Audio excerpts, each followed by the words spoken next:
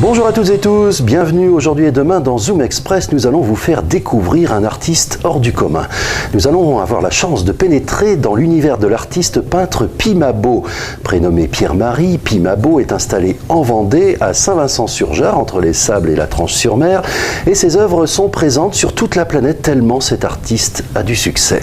Nous poussons la porte de son atelier et nous découvrons une œuvre monumentale, 3 tableaux, 3 arches pour sauver le monde.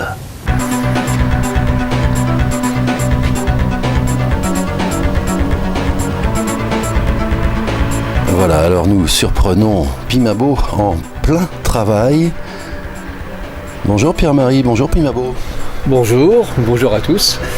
Alors, tu es en train là de travailler à une toile, quelque chose d'absolument énorme, regardez ça. C'est splendide.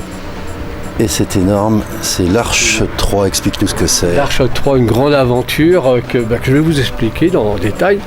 Pourquoi 3 arches? Parce qu'il y a l'histoire du 1 qui est là-bas, on passera à l'histoire du 2, et le 3 qui est l'Arche de l'humanité.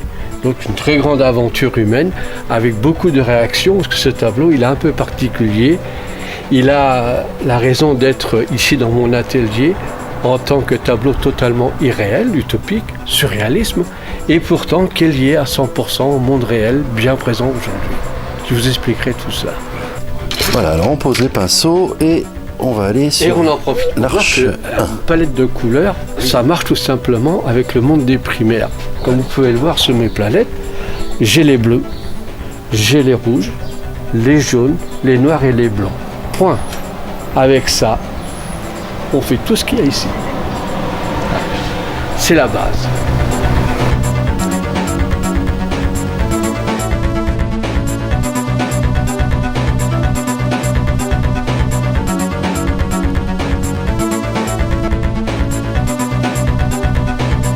Alors là, nous sommes à l'Arche 1. Alors, pourquoi j'ai fait l'Arche 1? Tout simplement parce que je lis les écritures, comme tout le monde, j'aime bien les histoires, toute histoire peut raconter. Donc pourquoi l'Arche 1? Je ne l'ai pas parce que ça m'a interpellé, c'est universel, et en plus c'est une magnifique histoire concernant donc le monde des animaux. Alors, quand on regarde l'Arche 1, ici on aperçoit Monsieur Noé qui est là. Alors, et Madame Noé étant ici. Alors pourquoi que j'ai fait cette arche-là? Parce que tout simplement, je l'ai fait en fin de parcours. Là, qu'on le voit, il est un peu fatigué, il est échoué. Et bizarrement, il a échoué pas très loin du village de Mouchamp en Vendée. Étonnant. Hein? Et pourtant, c'est comme ça que l'histoire se fait. Alors, j'ai fait l'Arche 1 dans le principe de l'histoire, avec une petite modification qui m'a fait en mettre en place en entendant quand M. Noé commençait à s'inquiéter du fameux déluge qui était annoncé pendant 40 jours, 40 nuits. Donc il a fabriqué cette arche pour pouvoir sauver le monde des animaux. Donc on aperçoit ici des dromadaires, ici il y a des lions, des juments, des chevaux, des bovins, des crocodiles, enfin il y en a partout, il y a des animaux partout dans ce tableau. Alors cette grosse vague qui arrive, c'est ce fameux déluge qui était annoncé. Alors quand on réfléchit bien, c'est pour ça que j'ai fait une deuxième arche, parce que ce sont les oubliés de l'histoire. Ce déluge pendant 40 jours, 40 nuits, c'est de l'eau douce qui est tombée en masse considérable, qui a mis en péril ceux qui vivent dans les eaux salées, donc les océans et les mers. C'est pour ça que j'ai fait une arche sous-marine. Cette arche sous-marine a le même principe de fonctionnement que dans le 1, c'est-à-dire ici on a tous les climats chauds qui remontent vers les climats froids. Ici, poissons des mers chaudes, poissons des mers froides. Et mon petit Noé se trouve là dans son petit scaphandre en train de buller. Quand j'ai peint l'Arche 2, il s'est passé une magnifique aventure, et ça c'est un scoop, il va falloir qu'on en parle. En peignant l'Arche 2, j'ai localisé la cité de l'Atlantide, qui se trouve ici. Si dans vos proches, quelqu'un cherche la cité de l'Atlantide, qu'il arrête de chercher, il se trouve sous l'Arche 2 de chez Pi Mabo. Et pour information intéressante, c'est tout près des pyramides. Et voilà, donc tout est là. Donc c'est un sous-marin qui est absolument magnifique, qui fonctionne par les puissances des courants. Et il a une mission magnifique, il s'occupe des océans et des mers, donc les oubliés de l'histoire du 1. Ça, c'est une fois que j'ai fait ces 2 tableaux-là, il manquait un 3e élément qui est l'humanité, l'arche de l'humanité qui est en cours de chantier là-bas. Alors ces 2 tableaux-là sont datés, signés, mais pas vernis. Ils sont dans l'attente du 3e pour être vernis dans la totalité des 3. C'est-à-dire qu'ils ont été faits récemment. Ça fait déjà, je crois, 9 ans de chantier. Ah oui, 9 ans, oui, quand même. Oui, voilà, parce que j'allais te demander combien de temps pour ce travail énorme. 9 ans. Donc, une belle histoire, c'est une belle aventure qui fait que ça progresse au fil du temps, par l'histoire qui passe. Et puis, ces arches, c'est un départ et un retour, toujours. D'où l'Arche 3 qui est en cours de chantier. Alors, on y va à l'Arche 3, justement. On y va. Ça devient pour l'humanité. Et on va aller à côté pour détailler.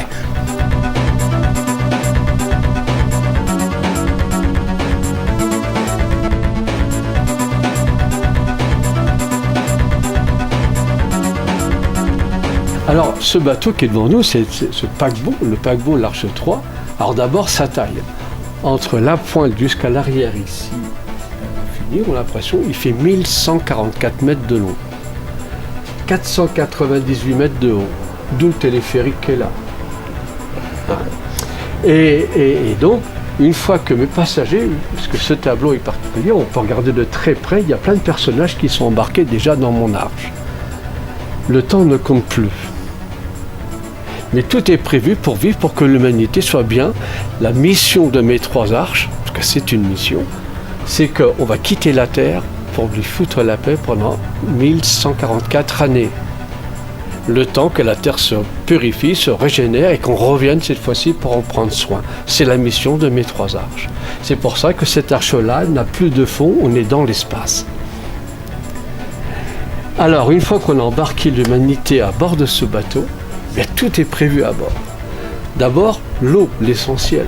Vous voyez, les montagnes avec la fonte des neiges, il passe par les ruisseaux, les rivières jusqu'à la mer et il s'évapore pour faire son cycle naturel. Il y aura toujours de l'eau à bord, de l'eau douce et de l'eau salée. J'ai prévu également, pour que nous, on est dans un bien-être de vie, avec des hivers, avec le temps des cerises, avec les étés où on moissonne et puis les automnes qui arrivent, on laboure. Il est composé des 7 plateaux de la semaine, qui va du lundi au dimanche. Pour la culture, l'agriculture, la vache. Ici, il y a 11 vaches ici, il y a l'énergie qui est là, il y a les loisirs, les sports. Tout est prévu à bord. On a de la musique à bord. On a le scolaire avec l'équerre, le compas, le taille-crayon. On a Monsieur Noé qui est là. On a les sécheresses, les mandarins, les ciels bleus, les nuages. On emmène tout ce qu'il faut à bord pour qu'on soit vraiment absolument autonome pendant ces... La femme, l'amour, la vie, la maternité, les nuits et les jours et les nuits, on en a besoin pour notre cycle naturel. Alors, cet arche, il a pris une drôle d'histoire parce que dans les débuts de ces travaux-là, quand j'étais à Bouchon, il s'est produit une drôle d'aventure qui a failli mettre en péril complètement ce tableau, donc j'étais pour le détruire car un problème s'est présenté. Et le problème est tout simplement celui-ci. Un bon monsieur est rentré dans mon atelier un dimanche après-midi. J'étais en train de travailler mon arche, qui n'était pas aussi avancé que ça, mais il était au courant et qui fait la réflexion suivante. Il me dit, puis bon, vous êtes bien en train de faire l'arche qui va sauver l'humanité. Je dis oui. Bon, écoutez-moi bien qui fait. De cela et de cela, j'en veux bien, mais de cela et de cela, j'en veux pas. En clair, il me donne des ordres, presque d'un racisme primaire.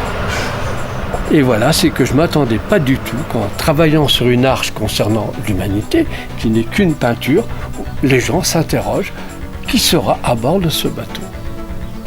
Et sur le coup, ce monsieur le connaissant, je dis, il n'y a que lui qui est comme ceci. Mais plus j'avançais dans mon travail, plus la question se faisait de plus en plus importante. Et on me faisait toujours la même question, mais au fait, puis Mabo, qui c'est qui sera à bord?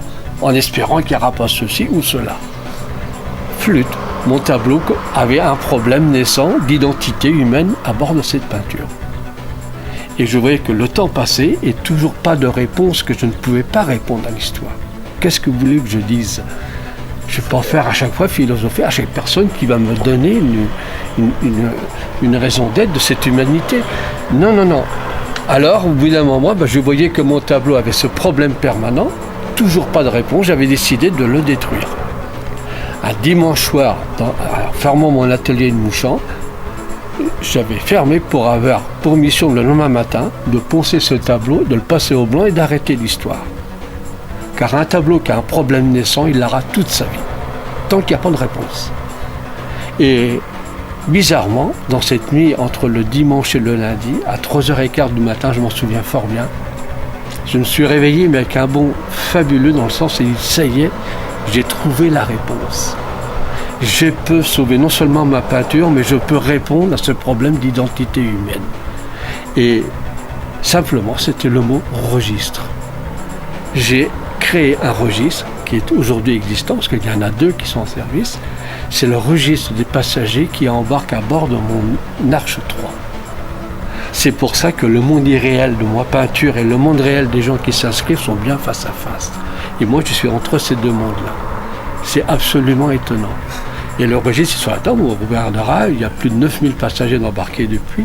Et il y a des gens de toute la planète qui sont déjà inscrits, parce que c'est devenu une drôle d'histoire planétaire hors réseaux sociaux.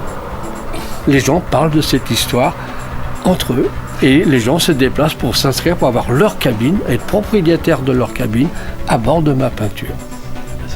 C'est tout à fait étonnant. Et ce qui fait que cette arche-là est devenue une peinture qui, au niveau international, mondial, on parle de cette peinture partout, de plus en plus.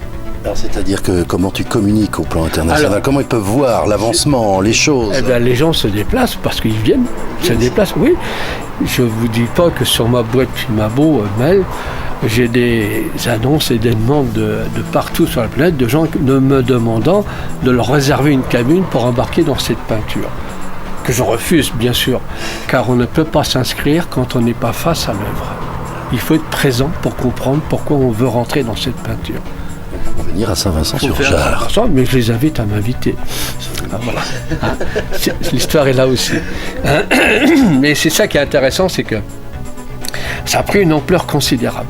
Vraiment considérable, parce que les réseaux sociaux est une chose, mais quand les gens peuvent communiquer simplement, se parler et s'écouter, c'est autre chose aussi. Et croyez-moi, ça fonctionne très bien. Alors, et non seulement j'attends qu'impatient, parce que tout fraîchement, tout récemment, pas plus tard qu'hier soir, j'ai fini le point de départ de mon arche. C'est-à-dire que j'ai peint le départ de ce bateau, qui est présent sur ce tableau. Maintenant, il faut le déchiffrer. Il faut chercher. Il faut chercher, et j'attends celle ou celui qui va trouver, à mon avis, qui dira « ça y est, je vois où se trouve le départ de mon arche », eh bien, je pense que le téléphone arabe va sûrement bien marcher. Ouais. Mais il y a 3 autres fêlés, parce que des fois on nous traite de fêlés dans notre travail, mais c'est très bien, parce que l'utopie, c'est ce qui fait avancer la civilisation, c'est très bien. Mais il y en a 3 autres qui sont quand même pas mal, dont un monsieur qui a décidé de construire cette arche. Oh. Ouais. Tu vois quelqu'un de par ici, non? Quelqu'un qui vient de très loin, qui a pris un jet, qui est venu me voir dans l'atelier un dimanche matin. Il a fait presque la moitié de la planète pour voir simplement cette peinture.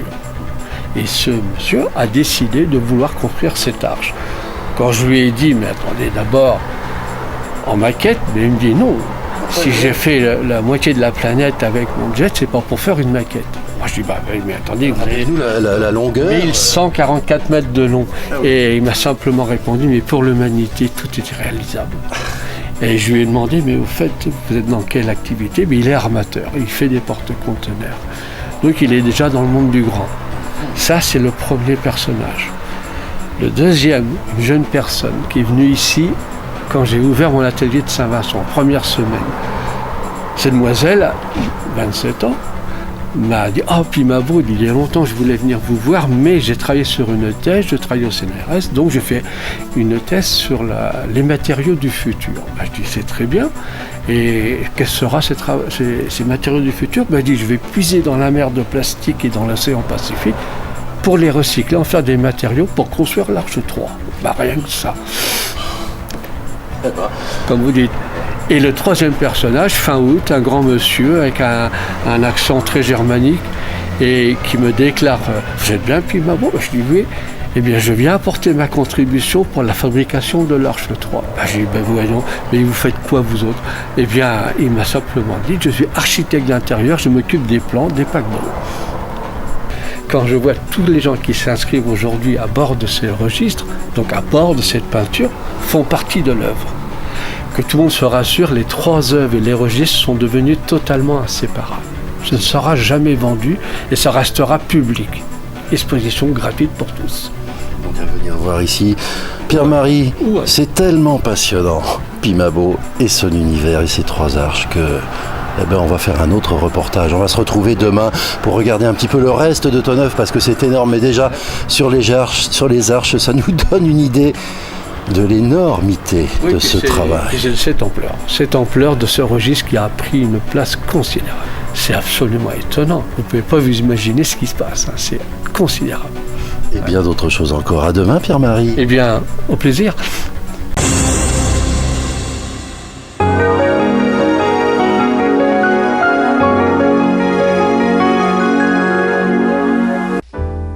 Et à 2 pas de l'atelier de notre peintre Pierre-Marie que nous allons retrouver demain, il y a cet océan, l'océan de Saint-Vincent-sur-Jard, avec un changement de temps très net en ce début de semaine. Ça y est, on revient au temps d'avant après un court été qui a duré à peu près 2 jours. Retour des nuages et des averses intermittentes aujourd'hui et demain et pour les jours qui viennent, et un net rafraîchissement des températures puisque les maximales ne dépasseront pas 19 degrés. À demain.